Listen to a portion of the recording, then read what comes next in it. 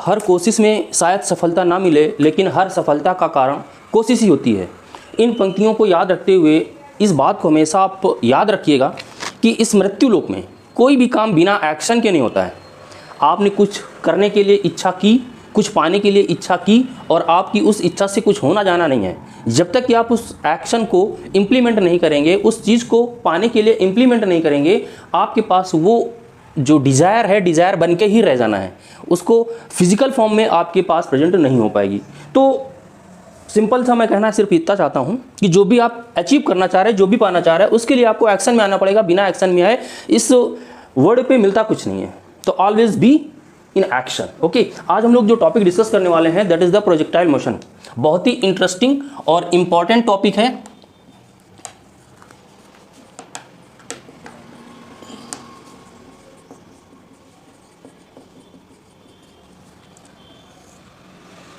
Projectile motion physics में बहुत ही important, बहुत ही अहमियत रखता है। आप लोगों को इसके लिए बिल्कुल फ्लुएंट हो जाना चाहिए, इसको बिल्कुल टिप्स में ले लेना चाहिए। आप फिजिक्स का कोई भी चैप्टर उठा लीजिए, इवन वो फिजिक्स का पार्ट 1 हो या पार्ट 2 हो, हर एक चैप्टर्स में मैकेनिक्स का तो यूज हो ही जाता है, और उस मैकेनिक्स के अंतर्गत प्रोजेक्टाइल मोशन का यूज हो जाता है। अगर आपको प्रोजेक्टाइल मोशन की कॉन्सेप्ट क्लियर है तो आप न्यूमेरिकल्स में, वो फिजिक्स का कोई भी चैप्टर की न्यूमेरिकल आप सॉल्व करने जा रहे हो, अगर वहाँ पे प्रोजेक्टाइल को यूज़ किया गया है तो बड़ी आसानी से उसको हैंडल कर सकते हैं। आज हम लोग प्रोजेक्टाइल की बिल्कुल बेसिक्स से बात करते हैं। जैसा कि आप लोग जानते हैं कि हमारे पास मोशन या तो 1 डायमेंशन होगा। 1 डायमेंशन मीन्स या तो वो टोटली हॉरिजॉन्टल होगा या टोटली वर्टिकल होगा। ये हो गया आपका 1 डायमेंशन, ये हो गया आपका 1 डायमेंशन। ये हॉरिजॉन्टल डायरेक्शन में 1 डायमेंशन हो गया, ये वर्टिकल डायरेक्शन में 1 डायमेंशन हो गया। और फिर 2 डायमेंशन की बात करते हैं। 2 डायमेंशन क्या है? ऐसा मोशन जहां पे हॉरिजॉन्टल और वर्टिकल दोनों डायरेक्शंस में कोई बॉडी, कोई पार्टिकल मूव करे, दैट इज द 2 डायमेंशन।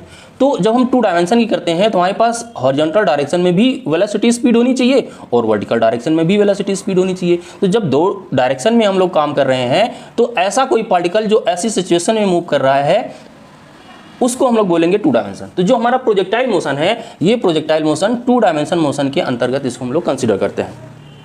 ठीक है, अब एक और चीज मोशन के साथ में होती है, वो क्या होती है? या तो आपका जो मोशन है या तो वो कांस्टेंट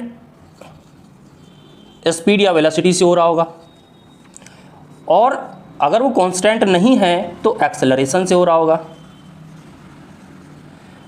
अब एक्सेलरेशन भी कांस्टेंट और वेरिएबल दोनों हो सकता है। ठीक है, वो फिर आगे डिपेंड करेगा कैसा सिचुएशन है, उसके अकॉर्डिंग हो सकता है मोशन। लेकिन अभी हम कंसीडर कर रहे हैं कि या तो हमारे पास कांस्टेंट स्पीड हो या वेलोसिटी हो, या मोशन में एक्सेलरेशन हो। तो अगर हम प्रोजेक्टाइल मोशन के संदर्भ में मोशन की बात करें तो हमारे पास जो यहाँ पे मोशन देखने को मिलता है उसमें दोनों फैक्टर होते हैं। कांस्टेंट स्पीड भी होती है या वेलोसिटी होती है, और एक्सेलरेशन भी होता है। अब इस चीज़ को जरा यहाँ पे देखते हैं कि ये होता कैसे है। देखिए, हम simplest form of the projectile motion यहाँ पे ड्रा कर रहे हैं, जो कि आप लोग क्लास 9th से शायद पढ़ना शुरू कर देते हैं। This is the horizontal X direction, this is vertical Y direction, और आपने इस तरह से किसी पर्टिकुलर एंगल थीटा पे कोई बॉडी प्रोजेक्ट की जिसकी इनिशियल वेलोसिटी आपने v0 दी। ओके, अब आपने इसको प्रोजेक्ट किया। अब ये इसको प्रोजेक्ट करोगे तो ये फाइनली आप कोई बॉडी है, ऐसे करके मैं इसको ऐसे फेंक दूँ, ठीक है, ऐसे फेंक दूँ, ये कैसे चलेगा? ऐसे आके ऐसे गिरेगा, है ना। इसका जो पाथ होगा वो किस इस तरह का होगा, इस तरह से ये आएगा, यानी कि एक इसका ये हाईएस्ट पॉइंट होगा ये, और फिर इधर आके यहाँ पे आ जाएगा। एक चीज़ आप लोग ध्यान रखिएगा कि जब ये आके यहाँ पे उसी ग्राउंड से फिर से हिट करेगा तो यहाँ पे आके बिल्कुल जो भी पार्टिकल आपने प्रोजेक्ट किया बिल्कुल रुक नहीं जाएगा।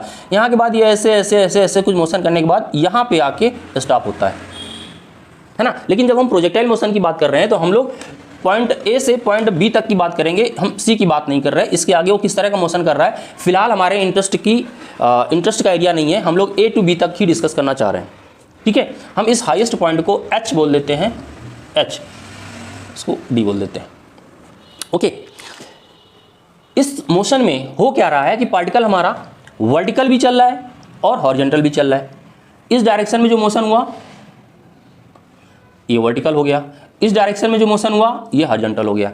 अब है तो पार्टिकल एक, वो दो डायरेक्शन में कैसे चलेगा, इस तरह से प्रोजेक्टाइल फॉर्म में। इस पाथ को हम लोग प्रोजेक्टरी कहते हैं। और अगर आपने मैथ में पढ़ा हुआ है तो पैराबोला पढ़ा होगा, तो ये जो हमारा प्रोजेक्टाइल मोशन का जो पाथ होता है ये पैराबोलिक फॉर्म होता है, पैराबोलिक पाथ होता है। अब ये कैसे होता है, जब हम लोग इक्वेशन ऑफ प्रोजेक्टाइल ट्रैजेक्टरी निकालेंगे तो वहाँ पे ये पैराबोला की इक्वेशन को सेटिस्फाई करेगा, इसलिए हम लोग कहेंगे कि ये जो हमारा पाथ है ये पैराबोलिक पाथ है। अब इस पैराबोलिक पाथ इसने कैसे अचीव किया, इन वेलोसिटी के इन दो कंपोनेंट के कारण अचीव किया। कौन से दो कंपोनेंट, अगर यहाँ पे हम लोग देखते हैं कोई भी पार्टिकल, कोई भी वेक्टर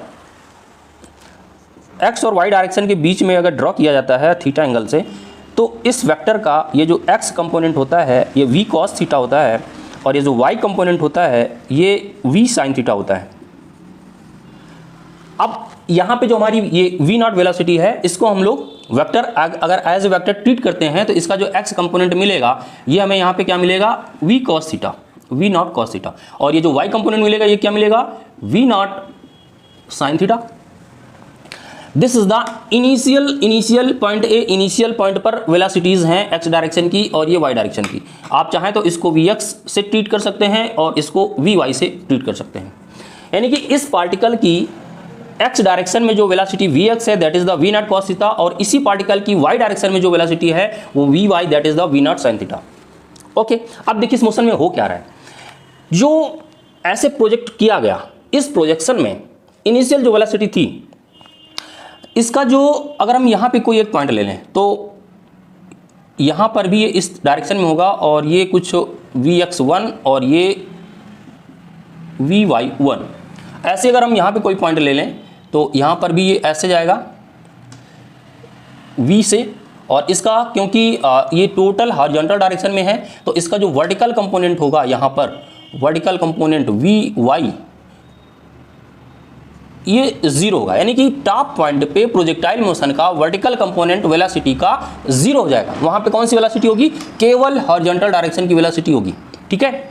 और फिर अगर यहाँ पे वो पॉइंट जब वापस आएगा तो ये जो वेलोसिटी का डायरेक्शन ये है, इसका ये कंपोनेंट हॉरिजॉन्टल ही रहेगा और ये वर्टिकल कंपोनेंट अब डाउनवर्ड हो जाएगा।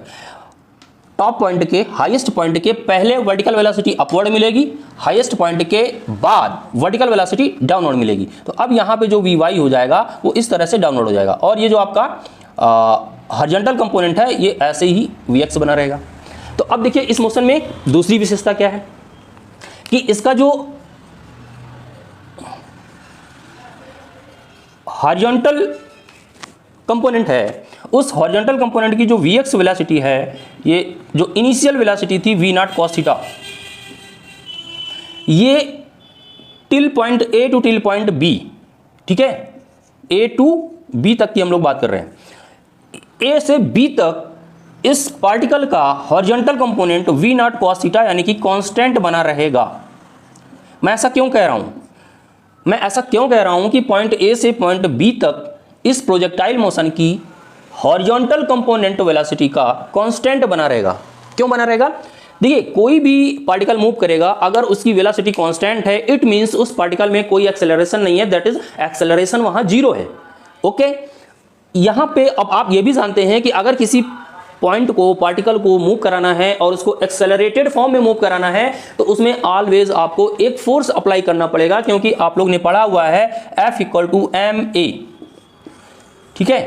तो अगर आपको एक्सेलरेशन चाहिए तो आपको फोर्स भी चाहिए। अगर आपके पास कोई एडजस्टिंग फोर्स नहीं है, फोर्स 0 है, तो इस केस में आपके पास एक्सेलरेशन भी 0 हो जाएगा।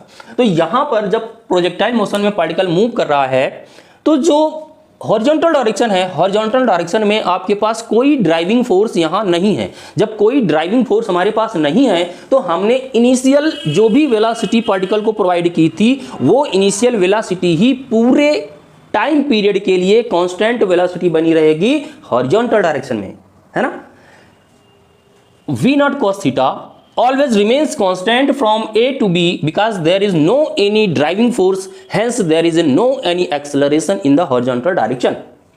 Okay, इतना बात आपको क्लियर हो गया कि प्रोजेक्टाइल मोशन में हॉरिजॉन्टल डायरेक्शन में जो वेलोसिटी का कंपोनेंट होता है वो ऑलवेज रिमेन्स कांस्टेंट होता है, क्योंकि उस डायरेक्शन में कोई भी ड्राइविंग फोर्स नहीं है, इसलिए कोई भी एक्सेलरेशन नहीं है। Okay, that is the first part.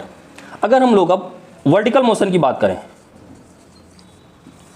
Vertical direction में हमारे पास जो इनिशियल वेलोसिटी Vy थी that is the V0 sin theta.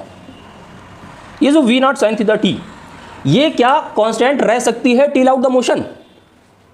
बोलिए, क्या वर्टिकल डायरेक्शन की velocity, initial velocity V0 sin theta क्या कांस्टेंट रह सकती है? नहीं। क्यों नहीं रह सकती?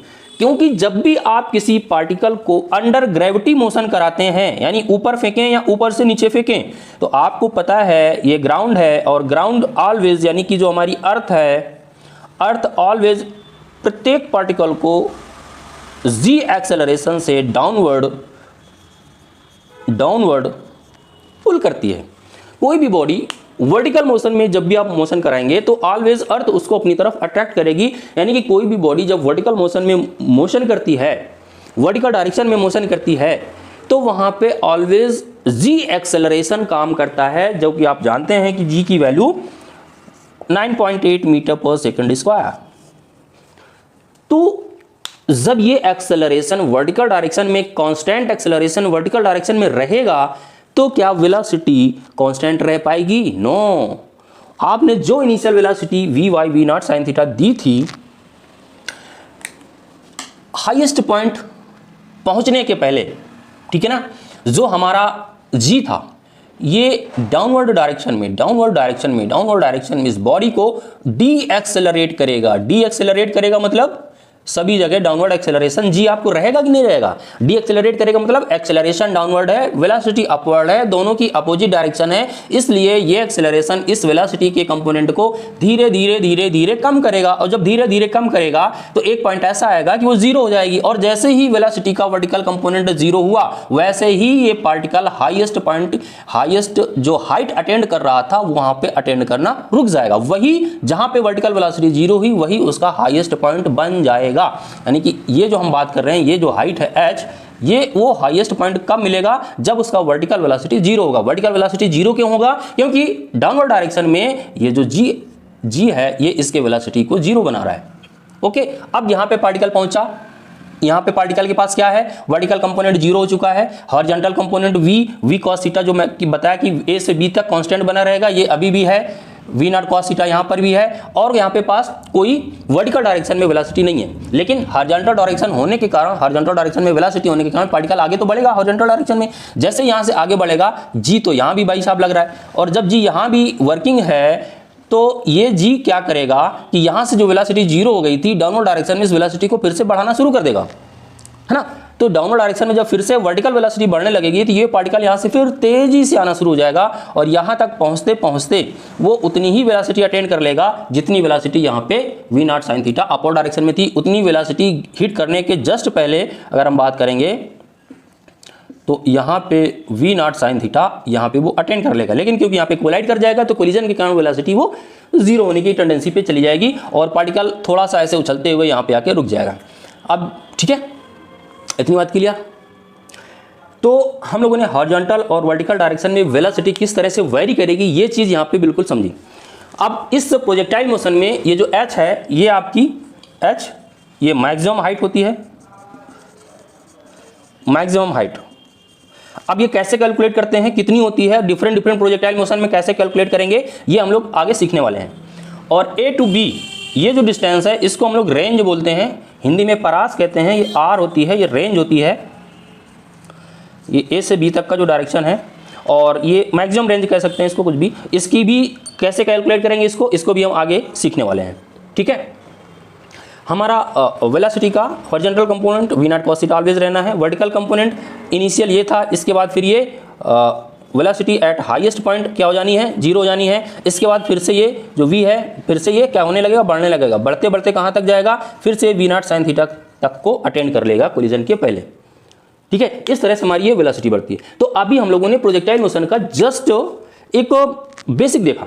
अगर आप इसके और अच्छे से थोड़ा सा आइडिया लेना चाह रहे हैं, तो जैसे ही आप यहाँ से प्रोजेक्ट करते हैं, वैसे यहाँ से आप मान लीजिए कि कोई टार्च जला के रख दें, टार्च जला के रख देंगे, ऊपर टार्च जला देंगे, तो जैसे पार्टिकल चलेगा तो इसकी जो शैडो है वो यहाँ इस हॉरिजॉन्टल में ऐसे ऐसे तो ट्रेवल करेगी, तो ये जो हॉरिजॉन्टल डायरेक्शन में शैडो चलती हुई दिखेगी, यही इसका हमारा कौन सा हॉरिजॉन्टल मोशन हो जाता है।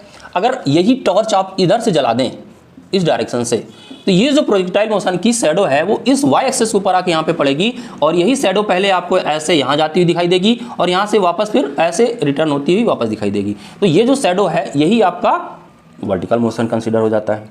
तो हम लोगों ने देखा कि प्रोजेक्टाइल मोशन में हमें एक साथ दो डायरेक्शन कंसीडर करने हैं, दोनों डायरेक्शन में डिस्टेंस ट्रेवल हो रही है, ठीक है। और एक खास बात यह है कि जितने टाइम पीरियड में ये पार्टिकल ए से बी पहुंचेगा, है ना, इसको हम लोग अगर टी कह दें टाइम पीरियड, तो हॉरिजॉन्टल डायरेक्शन के लिए ए टू बी और वर्टिकल डायरेक्शन के लिए A to D and D to B, ये पूरा टाइम जो है सेम होगा टी। यानी कि अगर एच और आर की बात करें तो एच अटेंड करने के लिए जो टाइम लगेगा, आर अटेंड करने के लिए उसका दुगना टाइम लगेगा। Are you getting my point? एच तो यानी कि हाईएस्ट हाइट तो जब पार्टिकल यहां पर था तभी अटेंड हो गई थी, लेकिन आर कब कंप्लीट हुआ? जब पार्टिकल वापस यहां से यहां पर आया। तो यहां से यहां पहुंचने के लिए जो टाइम T1 होगा और फिर यहां से यहां पहुंचने के लिए जो टाइम T2 होगा, ये T1 और T2 बराबर भी होंगे, T1 इक्वल टू T2 होगा। और जो टोटल टाइम पीरियड T होगा, टोटल टाइम पीरियड आपका जो T होगा वो T1 प्लस T2 होगा। अब ये कैसे कैलकुलेट करना है? किसी भी प्रोजेक्टाइल मोशन में कौन सा टाइम न्यूमेरिकल के ऊपर, न्यूमेरिकल की डिमांड के ऊपर डिपेंड करेगा कि कौन सा टाइम पीरियड आपको वहाँ पे पूछा गया है। लेकिन जो इनिशियल और कुछ बेसिक फार्मूले इस प्रोजेक्टाइल मोशन के निकल के आते हैं वो आपको याद भी रखने चाहिए। न्यूमेरिकल यूज करते समय, सॉल्व करते समय उनको हम लोग यूज करते हैं। तो ये बेसिक कॉन्सेप्ट हमने प्रोजेक्टाइल मोशन का भी सीखा है। नेक्स्ट क्लास में हम लोग और बेहतर और इसके सारे इक्वेशंस भी निकालेंगे और न्यूमेरिकल भी करेंगे, ठीक है। तो अगली क्लास बहुत ही इंपॉर्टेंट होने वाली है, आप लोग कहीं जाइएगा मत, और मिलते हैं अगली क्लास में। तब तक के लिए नमस्कार।